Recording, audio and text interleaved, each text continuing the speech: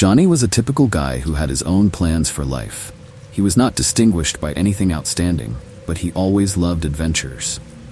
In his youth, he often traveled around the country, visiting abandoned places, old towns, and deserted factories. His interest in such places was simple.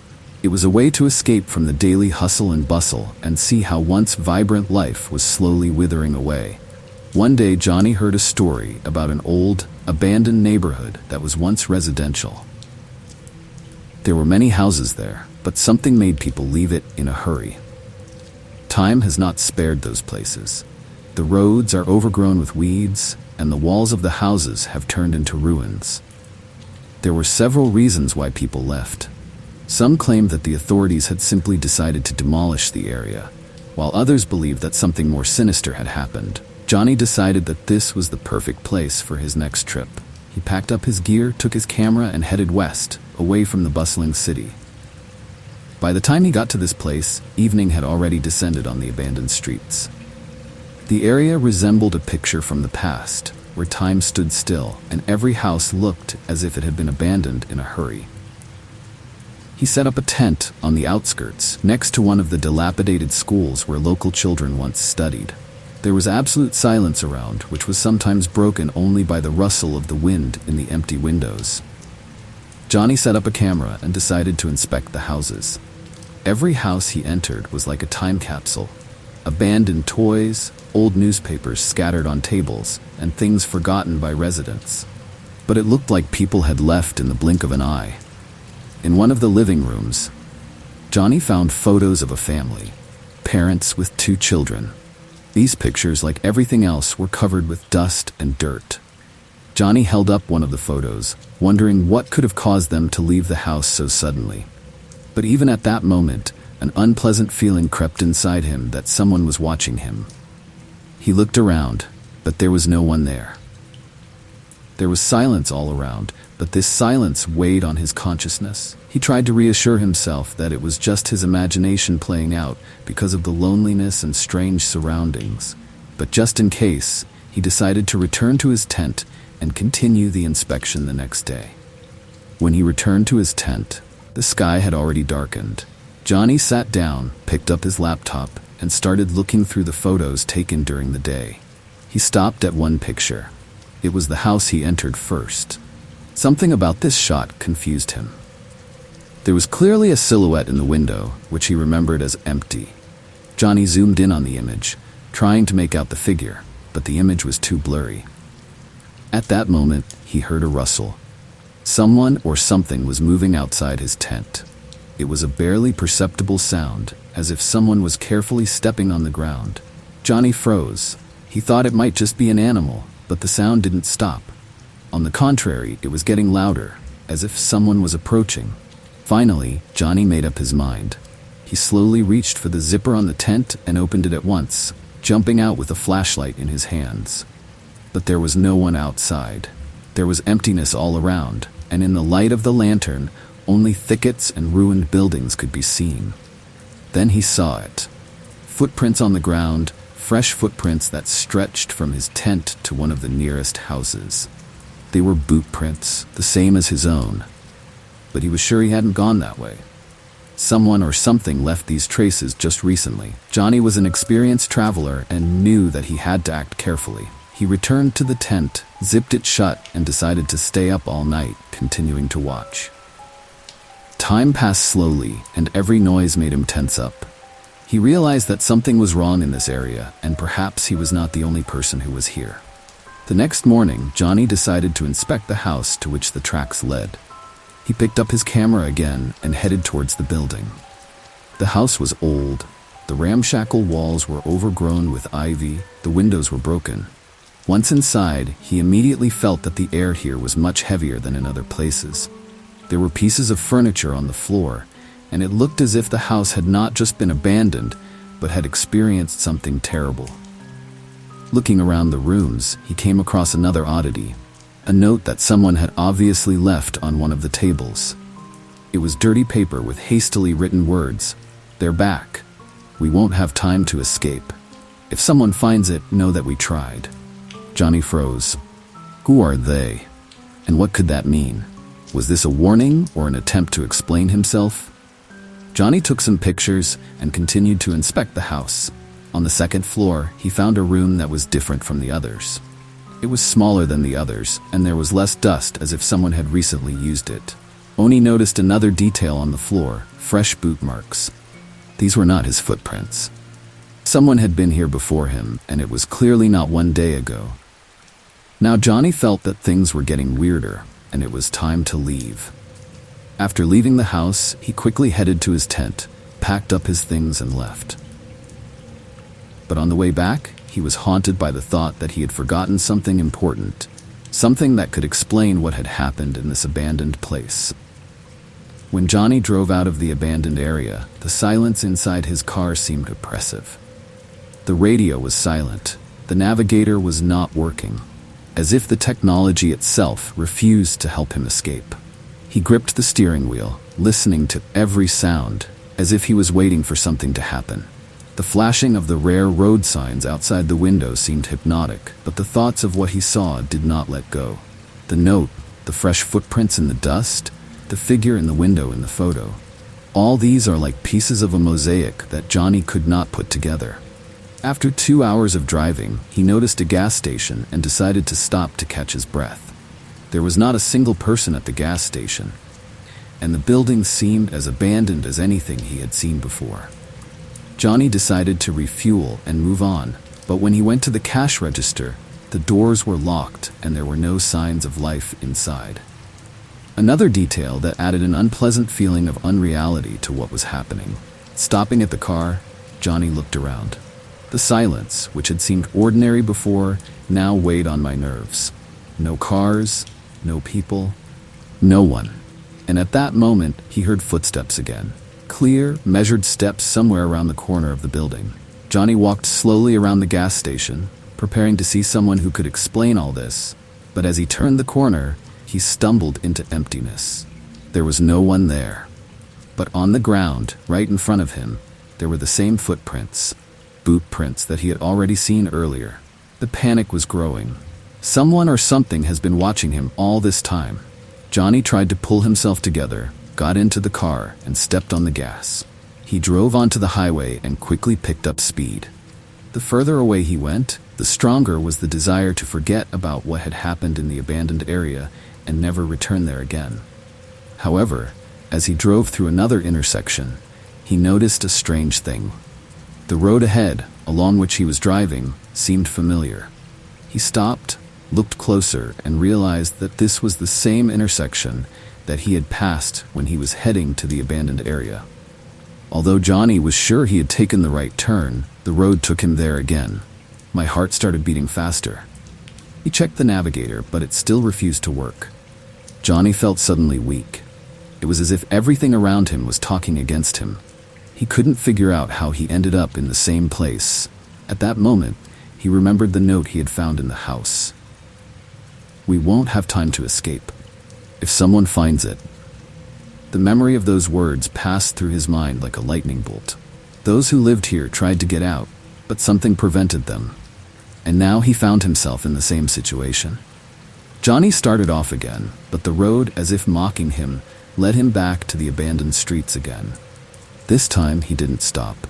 Increasing his speed, he tried to drive as far as possible without looking back. The wind whipped against the windshield, and the dark silhouettes of houses flashed around the edges of vision. But the further he drove, the more he felt that everything around him began to repeat itself. Driving past one of the houses, he slammed on the brakes. This was the house where he had found the note.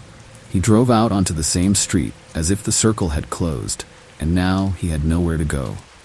Johnny felt his palms sweat from the exertion. Something was obviously wrong. He decided to act, get out of the car and look around. The windows of the houses, covered with a layer of dirt and dust, seemed to have been abandoned for a long time. But this particular house stood in front of him as a monument to something lost and unexplored. He headed for the door, the creak of which had been heard in his memory until recently. Suddenly, there was a loud thud in the silence. It was his own breathing, reflecting off the walls of an abandoned building. He went inside the house again, feeling every step echo in the empty rooms. This time, Johnny decided to go around the ground floor more carefully. It seemed to him that something important had escaped him last time. The floors creaked under his weight, and the walls were covered with cracked plaster, like dried wounds. One of the doors led to the basement. It was slightly ajar. The inviting dark opening made it clear that there might be something there that he had not seen before. Johnny froze for a few seconds before making up his mind.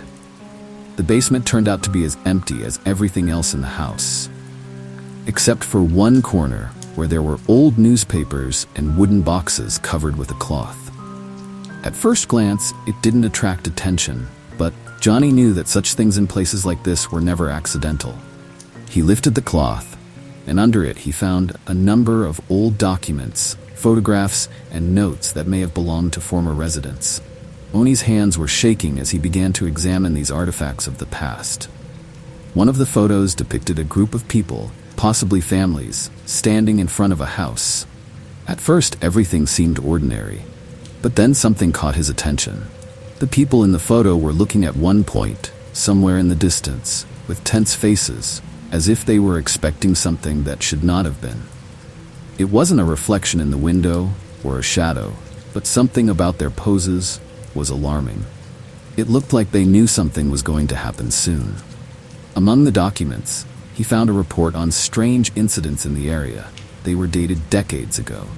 People complained about the disappearance of children, unexpected cases of illness, frightening sounds that were heard at night. It was not a mystery, but real facts, confirmed by many residents. The report also pointed to the activities of a certain construction company that was trying to build new residential complexes, but the construction stopped several times. The reason was mysterious. Workers simply stopped coming to work, and those who did stay complained of headaches, strange hallucinations, and even unexplained injuries. Johnny froze, taking in all the information he had found. It became clear to him that this place was not just abandoned. It was entangled in the web of some monstrous mistake. People tried to hide something that had been going on here for years, but all they could do was leave it to rot in the past. He gathered up all the papers, stuffed them into his backpack, and hurried out of the basement. Outside, the air seemed even more oppressive to him. Johnny got in the car and decided he wasn't coming back here, but new questions were spinning in his head. Now he wasn't just wandering the streets, he realized that he had become a part of this story. A story that won't leave him just like that. Johnny drove away from the area, but thoughts of what he had learned would not let go. The road ahead seemed endless, as if he was going nowhere. No sooner had he crossed the city limit than he noticed a car in the rearview mirror. She had been following him for several miles. The dark sedan, showing no intention of overtaking him or slowing down, kept the same distance. Johnny sped up, feeling the muscles in his legs tighten. But the car in the back also picked up speed. He realized that this was not just a coincidence. Someone might have known about his findings and was now trying to stop him. All the documents, all the evidence that he found, should have remained hidden. My brain was frantically searching for a way out of the situation. Johnny knew he couldn't outrun that car. He turned onto a narrow road towards the forest, knowing that this was his only chance to escape. But his pursuer followed him relentlessly. At some point, he had to abruptly turn off the road and drive straight into a dense thicket. Johnny jumped out of the car and hid among the trees, trying not to make a sound. The sedan stopped nearby and two men got out.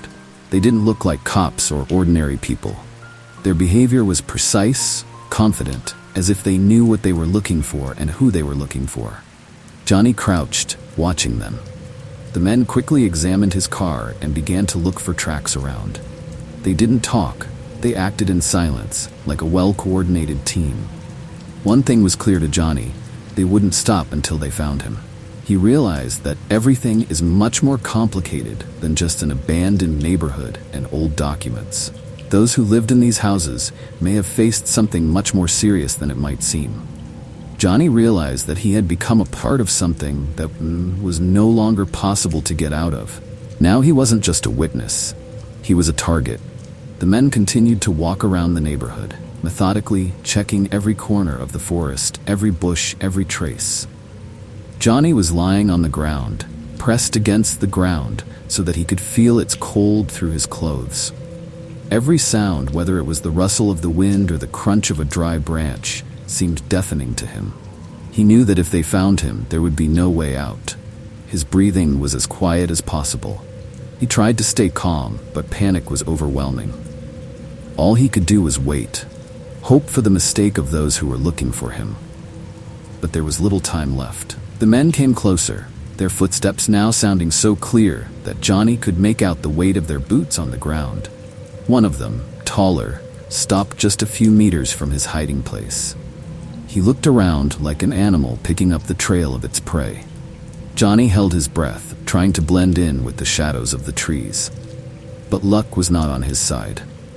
Suddenly, the phone in his pocket, which he had completely forgotten to turn off, emitted a quiet but treacherously clear signal. A notification about a low battery. The man turned around instantly. His gaze stopped at the spot where Johnny was lying. In the silence of the forest, this sound sounded like a lightning strike as a signal for action. The man did not hesitate. With cold determination, he went straight to Johnny, snatching a metal object from his belt. Johnny's heart was pounding in his chest as he tried to get to his feet and run. But the branch he stepped on gave way and he fell before he could take a step. The man was already here.